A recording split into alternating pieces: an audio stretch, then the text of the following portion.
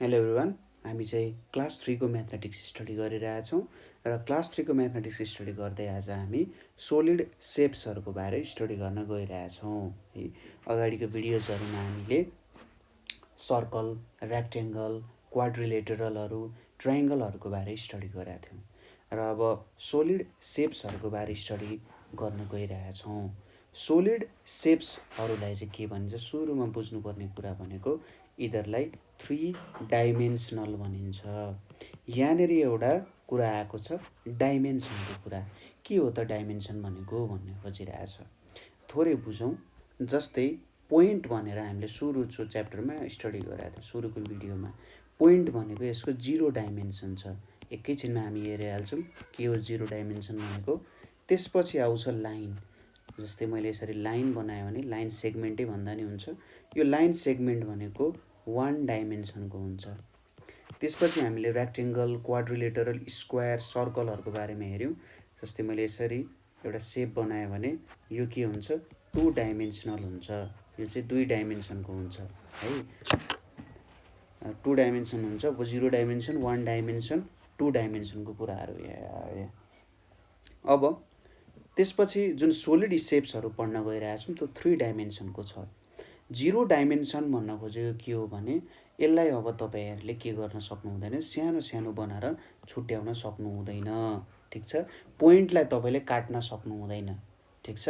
तपाईले पोइन्टहरुलाई म यसलाई अझै सानो बनाउँछु भनेर सोच्नु भयो भने बनाउन सक्नु हुँदैन।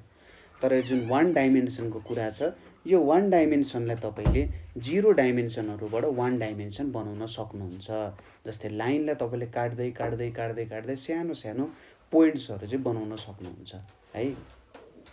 2 डाइमेन्सन भनेको चाहिँ 1 डाइमेन्सनबाट बन्छ हैन। लाइनहरुबाट हेर्नुस् त, यहाँनेर एउटा लाइन भयो, यो अर्को लाइन भयो। ठीक छ। त्यस्तो कुराहरु आउँछ। तर यसले अझै कन्फ्युजन बनाउन सक्छ।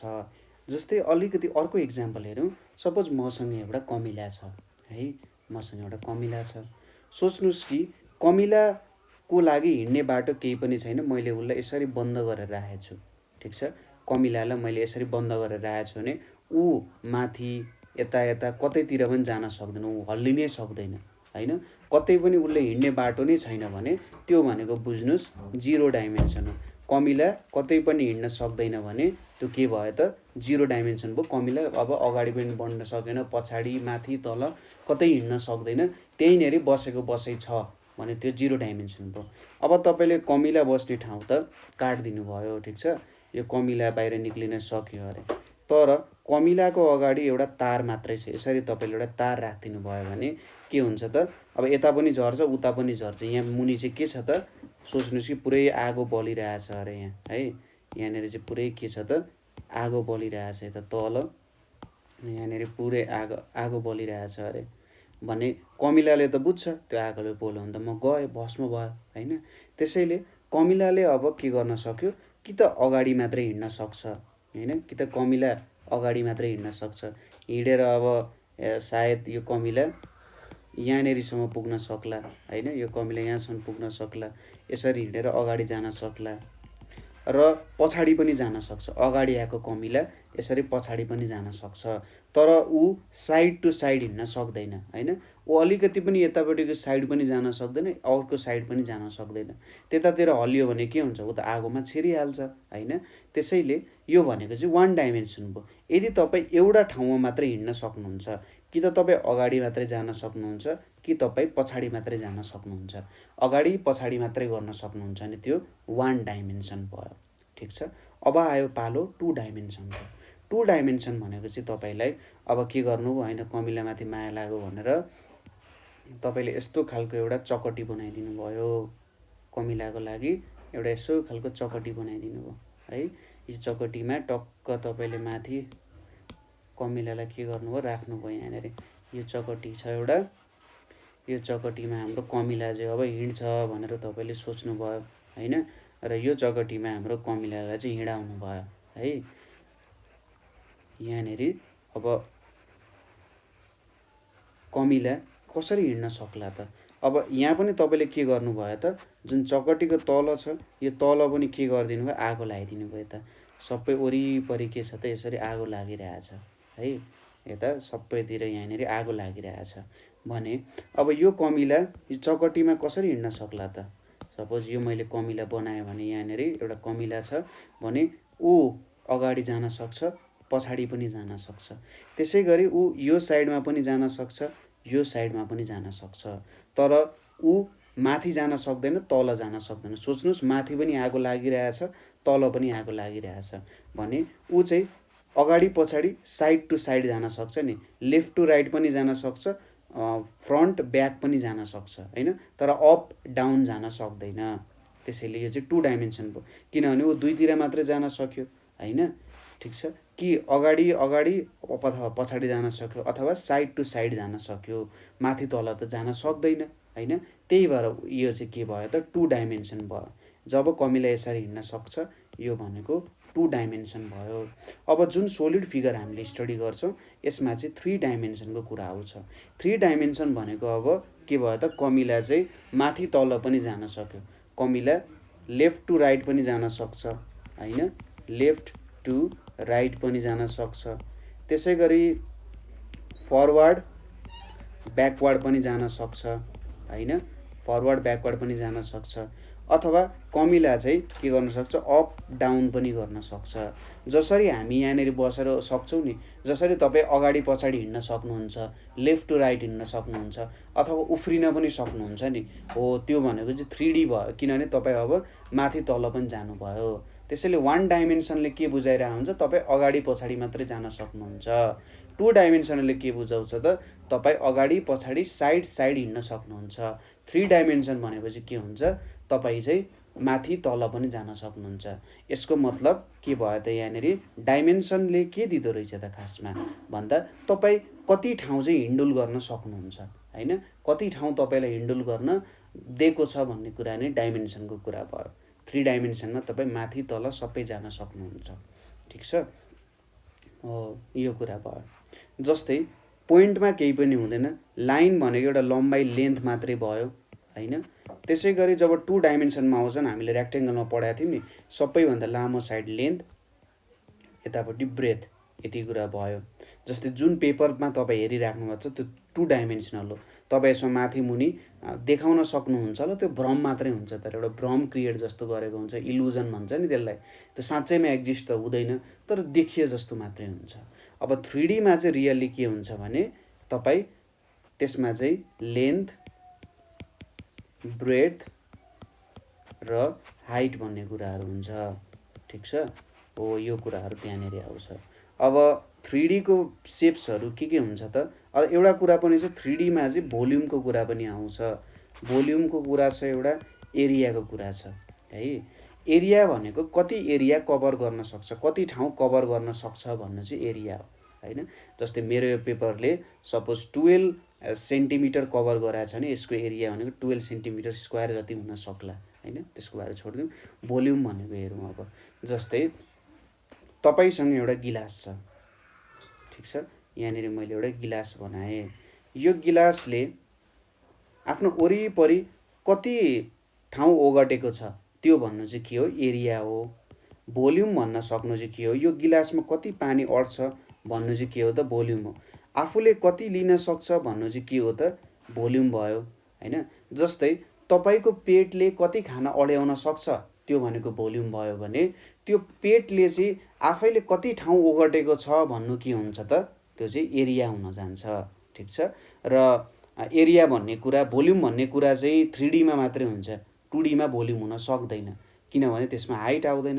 जस्तै यहाँनिर जुन तपाईँले पेपर देखिराख्नु छ स्क्रिनमा, त्यहाँनिर तपाईँले केही राख्छु केही अड्याउँछु भन्दा अड्याउन सक्नु हुँदैन। साँच्चै नै 2 डाइमेन्सनल मात्रै हो भने त्यसमा अड्याउन सक्नु हुँदैन, तर 3D भइसकेपछि त्यहाँनिर केही न केही माथि राख्न सक्नुहुन्छ। ठिक छ, हो यो भयो 3D को कुरा। अब केही 3D सेप्सहरू छन्, त्यसको बारेमा थोरै हेरौँ के रहेछ। पहिलो भनेको चाहिँ हाम्रो के छ त, यहाँनिर एउटा क्युब भन्ने फिगर छ। यहाँनिर एउटा सुरुमा यसरी बनाउँ है त। यहाँनिर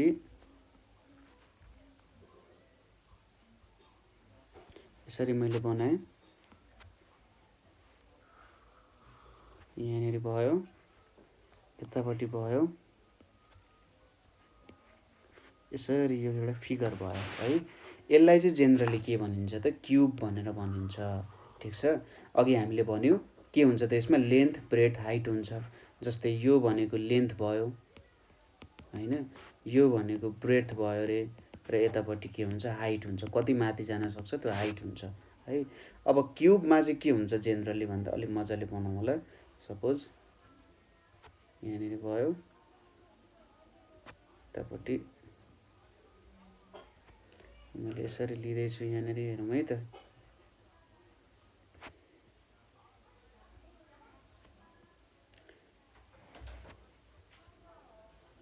क्युब भन्ने बित्तिकै तपाईहरुले चाहिँ के बुझ्नु पर्यो भने यसमा अब जसरी हामीले 2D मा पढ्यौं नि त्यस्तै खालको कुराहरु आउँछ यहाँ पनि हैन।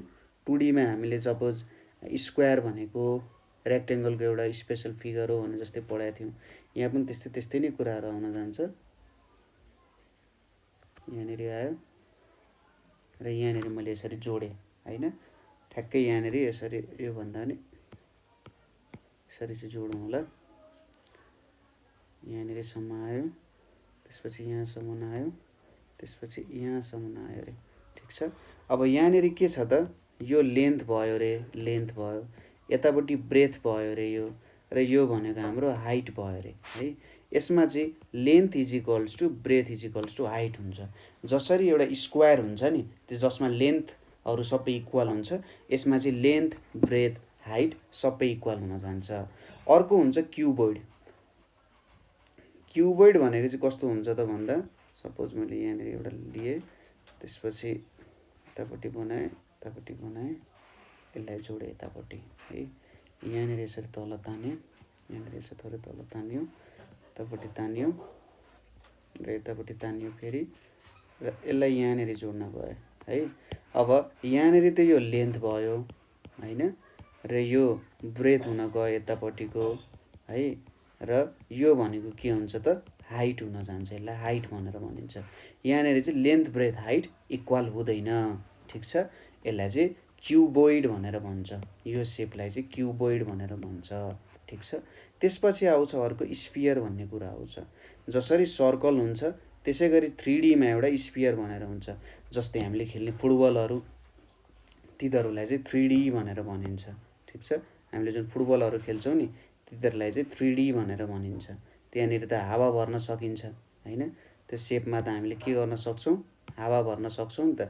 त्यही भएर तिनीहरुलाई चाहिँ 3D भनेर भन्न सकिन्छ। ठीक छ, जस्तै यहाँनिर अलिकति ठुलो बनाए, यहाँसम्म पुर्याए हैन।